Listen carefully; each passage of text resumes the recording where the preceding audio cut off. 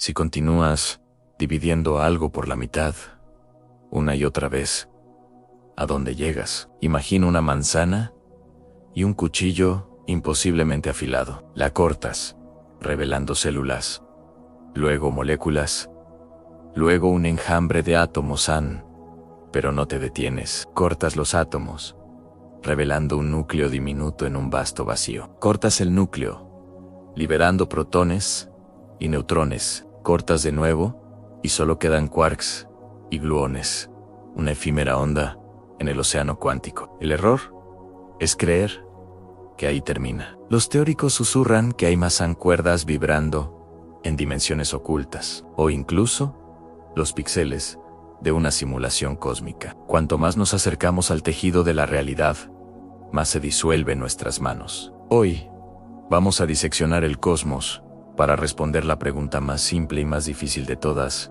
¿qué es la realidad? Gracias por estar aquí. Este canal es un movimiento de autoconocimiento y autocuidado genuino. Únete suscribiéndote y dale like.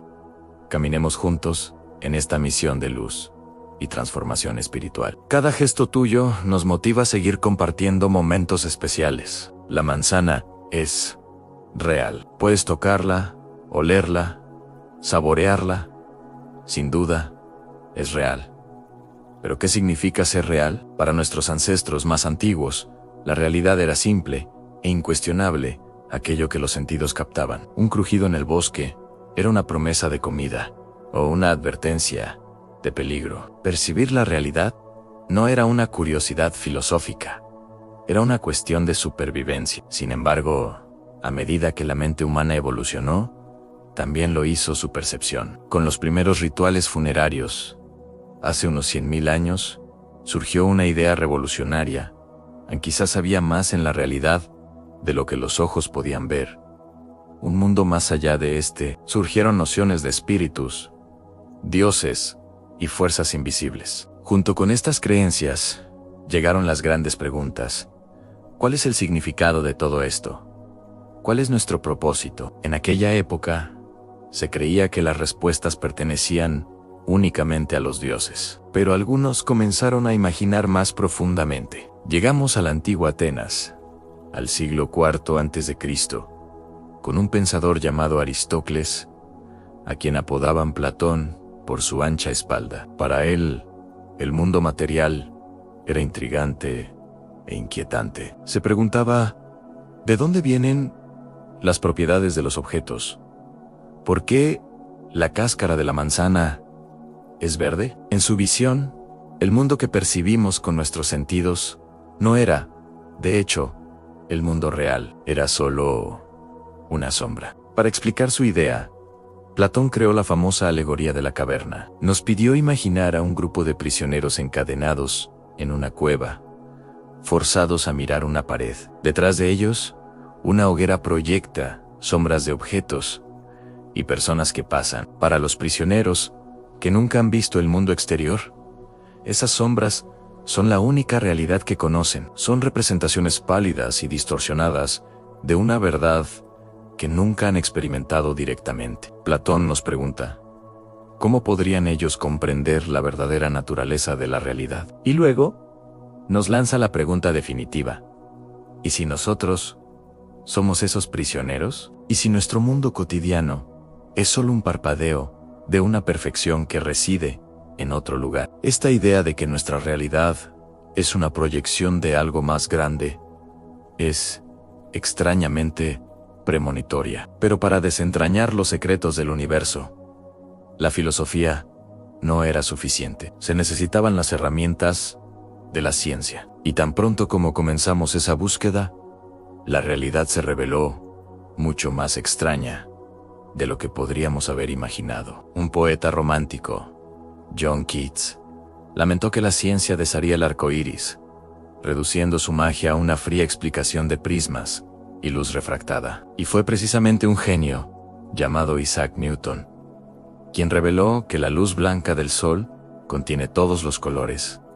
Un triunfo científico que para Keats parecía un sacrilegio. Pero por mucho que el poeta se lamentara, la ciencia de Newton inició una poderosa tradición a pelar la realidad capa por capa, para exponer sus fundamentos. Volvamos a la manzana. Su color es una de sus características más obvias, pero ¿dónde reside ese color? Un prodigio intelectual llamado Thomas Young sugirió en el siglo XVIII que nuestros ojos contienen 3 tipos de receptores, sensibles al rojo, verde y azul. El cerebro combina estas señales para crear nuestra percepción del color. Así, lo que vemos es una interpretación, una construcción subjetiva. Las cosas, en sí mismas, no tienen color. El color existe únicamente en nuestra mente. Y las cosas se ponen más extrañas cuando miramos los ojos de otros animales. La mayoría de los mamíferos ven en 2 colores. Las abejas ven la luz ultravioleta, y un pequeño depredador marino, el camarón mantis, tiene la asombrosa cantidad de 12 receptores de color, percibiendo un espectro que ni siquiera podemos imaginar. Para ellos, el mundo debe ser una explosión de tonalidades que para nosotros son invisibles. Esto nos ofrece una visión profunda. Lo que vemos es solo una simulación, una narrativa construida por nuestro cerebro a partir de una fracción de los estímulos disponibles. Vivimos en una realidad virtual de nuestra propia creación. Y esto plantea una pregunta fundamental. Si no podemos confiar en nuestros sentidos, ¿en qué podemos confiar? Quizás podamos apoyarnos en algo más sólido en el espacio y el tiempo. Al menos, la manzana está aquí y ahora, ¿cierto? O quizás no. La revolución científica que siguió a Newton y Young sacudió incluso estas nociones. El tiempo, como lo percibimos, no es absoluto. En 2023, los astrónomos midieron que en el universo primitivo, el tiempo fluía 5 veces más lento que hoy. Observando Quasauris gistanchis, notaron un tic regular en su luz. Al comparar estos tics con relojes modernos, descubrieron que cuanto más lejos estaba él, más lentos eran sus tics. Un resultado impresionante, pero que ya había sido predicho un siglo antes por una teoría que cambiaría para siempre nuestra concepción del espacio y el tiempo. La historia nos lleva a un joven mercenario en 1619, René Descartes. Encerrado para escapar del frío, observaba una mosca en el techo y se preguntó cómo describir su movimiento de forma precisa. Se le ocurrió una idea brillante, usando el rincón de la habitación como punto de referencia. Podía asignar 3 números, ordenadas a la ubicación exacta de la mosca en cualquier instante. Así nació el sistema de coordenadas cartesianas, una forma de describir matemáticamente el espacio tridimensional. Esta idea, aunque simple, moldearía el pensamiento científico por siglos y sería la base sobre la cual un joven en Inglaterra construiría una nueva física. Ese joven, Isaac Newton, transformó el espacio cartesiano en el escenario matemático donde el universo se desarrolla. En su universo, el tiempo era absoluto, un reloj universal que marcaba el paso de cada segundo de manera uniforme en todo el cosmos. El espacio, sin embargo, era relativo. Inspirado por Galileo, Newton entendió que no existe un estado de reposo absoluto. Todo movimiento es relativo, y las leyes de la física deben ser las mismas para todos los observadores que se mueven de forma uniforme. Durante siglos, esta visión de un universo con un telón de fondo fijo permaneció intocada. Pero en el siglo XIX, un físico escocés, James Clerk Maxwell, lo cambió todo. Maxwell unificó la electricidad y el magnetismo, demostrando que eran 2 caras de una misma fuerza, y descubrió que la luz es una onda electromagnética que viaja a una velocidad constante, a 300.000 kilómetros por segundo. Pero sus ecuaciones crearon una tensión constante con respecto a que esto sugirió la existencia de un éter hipotético, un medio a través del cual la luz se propagaba. Sin embargo, todos los experimentos para detectar este éter fracasaron. Las leyes de la física parecían innecesariamente complicadas, hasta que, en 1905, un joven empleado de una oficina de patentes decidió que eso no tenía sentido. Ese joven era Albert Einstein. Propuso una solución radical a no hay éter. Todas las leyes de la física, incluido electromagnetismo, deben respetar el principio de relatividad. Esto significaba que la velocidad de la luz debía ser medida como la misma por cualquier observador, sin importar su movimiento. Pero esta idea tenía un precio. A las nociones tradicionales de espacio y tiempo de Newton tenían que ser abandonadas. Einstein llegó a una afirmación impactante: el espacio y el tiempo no son absolutos, son flexibles, maleables, y se distorsionan por el movimiento. A velocidades cercanas a la de la luz, el tiempo se ralentiza y el espacio se contrae. La prueba vino de partículas subatómicas, llamadas muones. Se forman en la alta atmósfera y viajan a velocidades cercanas a la de la luz. Su vida es extremadamente corta, solo 2 millonésimas de segundo. En ese tiempo, solo deberían poder recorrer medio kilómetro antes de desintegrarse. Sin embargo, los detectamos en la superficie de la Tierra, después de haber viajado decenas de kilómetros.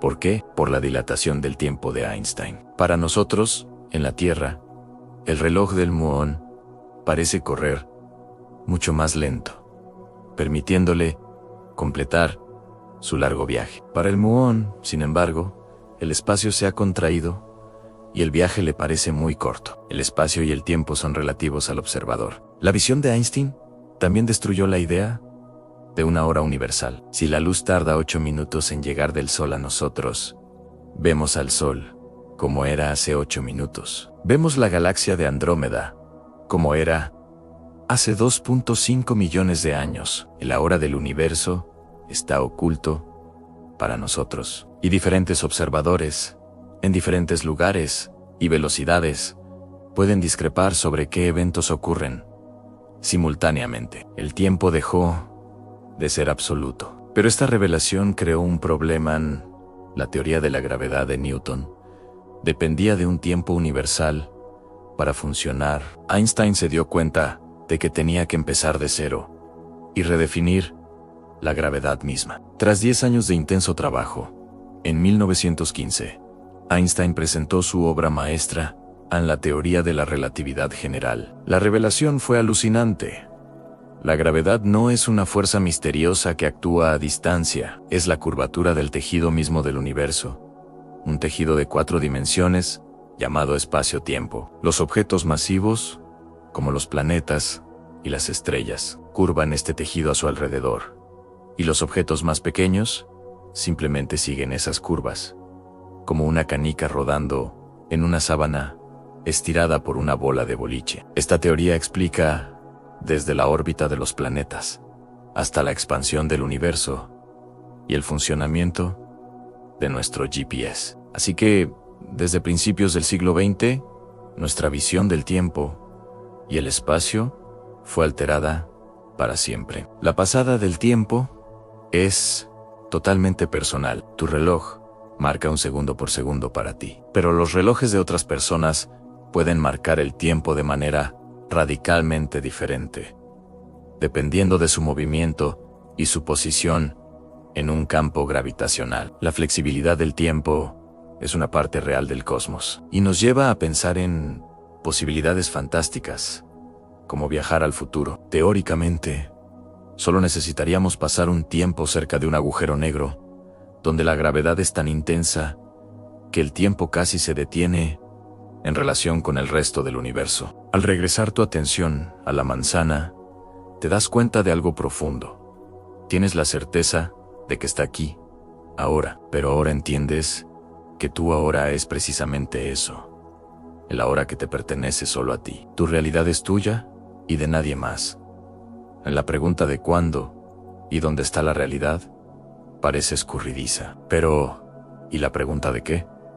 ¿De qué está hecho el mundo? Para responder eso, debemos desmontar el universo, y aquí, en el corazón de la materia, la realidad se vuelve aún más extraña, con el descubrimiento que finalmente dividió lo que se creía indivisible en el átomo. La pregunta, ¿de qué está hecha la materia?, es una de las más antiguas de la humanidad. Filósofos griegos e indios propusieron una idea revolucionaria.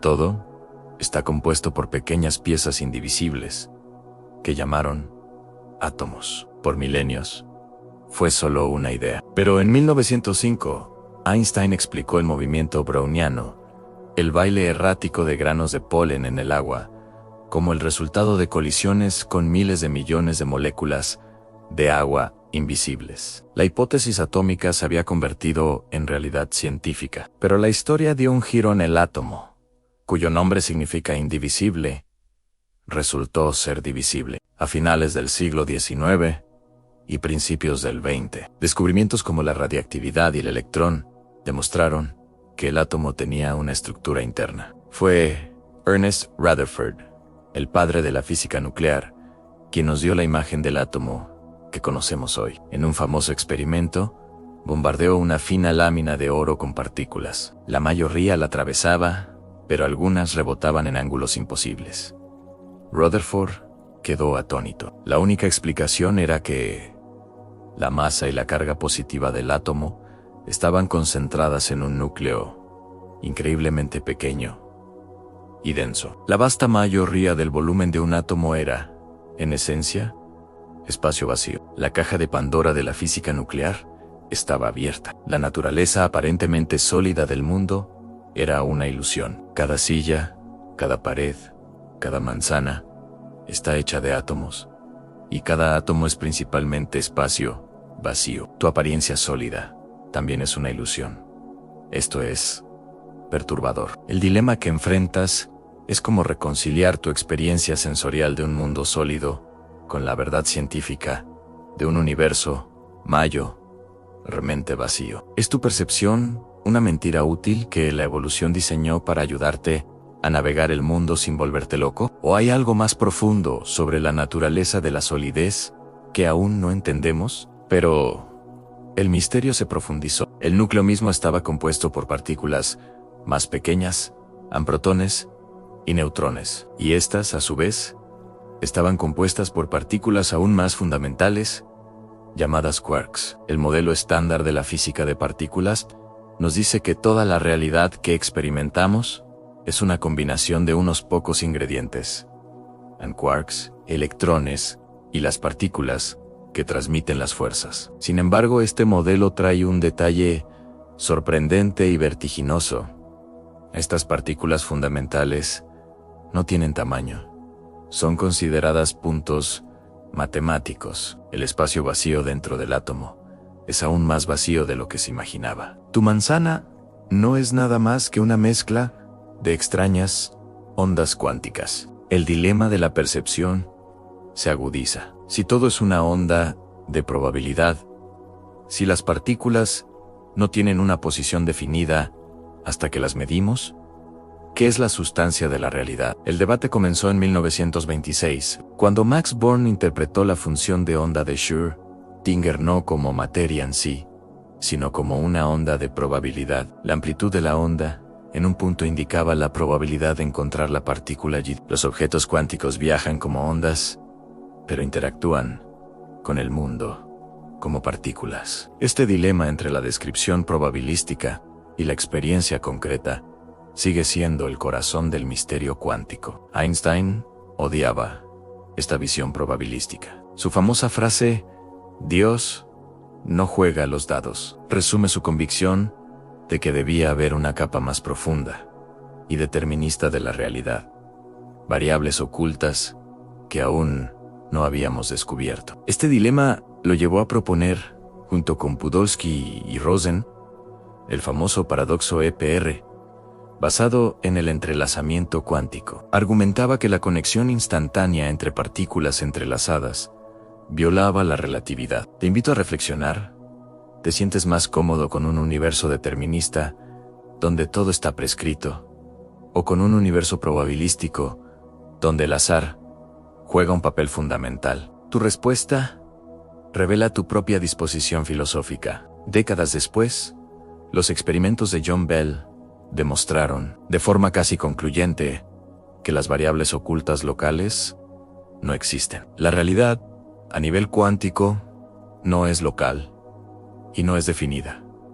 La extraña conexión del entrelazamiento es real. Esto nos lleva a un dilema sobre la separación. Si todo en el universo desde sus orígenes, ha estado interactuando y entrelazándose. Entonces, nada está verdaderamente separado. Cada partícula en tu cuerpo está, de alguna manera sutil, conectada con partículas al otro lado del cosmos. El dilema es, ¿puedes empezar a vivir no como un individuo aislado, sino como una parte interconectada de un todo cósmico? Finalmente, el dilema de la conciencia. La física nos ha llevado a un punto donde las preguntas ya no son solo sobre la materia, sino sobre la mente. ¿Qué es la conciencia? ¿Es un fenómeno emergente de la complejidad de nuestros 80.000 millones de neuronas? ¿O es algo más fundamental? Si estamos viviendo en una simulación, ¿son nuestros pensamientos meros cálculos? Si el universo es puramente matemático, somos solo una fluctuación temporal, un cerebro de Boltzmann, que existe por un instante. El dilema más grande es este en sí. La ciencia ha disuelto la materia en probabilidad y el tiempo en relatividad. ¿Qué queda de ti? Hay una antigua leyenda griega que quizás pueda iluminar esta cuestión, la paradoja del barco de Teseo. Con los años, cada tabla y cada vela del barco fueron reemplazadas. Al final, ninguna pieza original quedaba. ¿Seguía siendo el mismo barco? Esta pregunta resuena con nuestra propia existencia. Tu cuerpo es un barco de Teseo biológico. Cada célula se renueva, literalmente.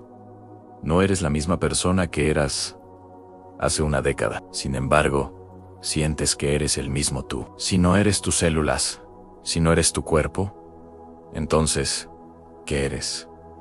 ¿Dónde reside tu identidad? Quizás la conciencia no es algo que tienes, sino algo que eres. Quizás, como sugieren algunas filosofías orientales y ciertas interpretaciones de la cuántica, la conciencia no está en el cerebro. El cerebro está en la conciencia. Quizás eres el observador silencioso, el campo de conciencia en el que aparecen los pensamientos, las sensaciones y el universo entero. Y ese observador, ese yo fundamental, no cambia, no envejece, no se divide. Es el único punto fijo en un cosmos de flujo y transformación incesante. Y en ese reconocimiento, en esa desidentificación del cuerpo y la mente, reside la verdadera libertad. Así que, por última vez, tus ojos se fijan en la solitaria manzana frente a ti. La manzana que inició este viaje, un viaje a través de las capas de la realidad, desde las sombras de Platón hasta el enigmático mundo cuántico, a través de universos en bloque y cosmos holográficos. Pero, poco a poco, la claridad regresa, trayéndote de vuelta a la realidad simple y familiar. Tu estómago ruge, anclándote en el presente. ¿Miras la manzana de nuevo? Ahora con otros ojos. Sin dudarlo, extiendes la mano, la sientes y das una mordida.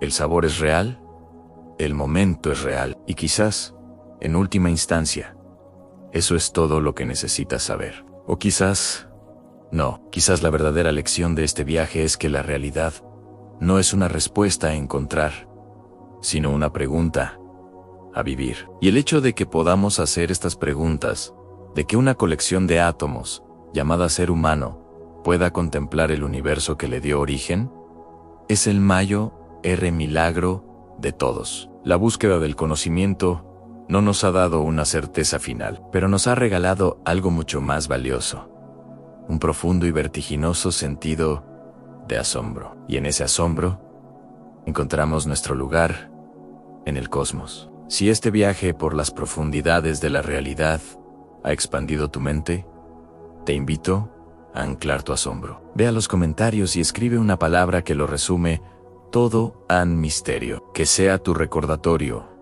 de que vivir con preguntas es más emocionante que tener todas las respuestas. Si quieres seguir explorando las maravillas del universo con nosotros, suscríbete, dale a like y comparte este video con otra mente curiosa, porque el conocimiento, especialmente el que desafía lo que creemos saber, es una inversión con ganancias inagotables. Gracias por viajar conmigo hasta el final de la madriguera del conejo.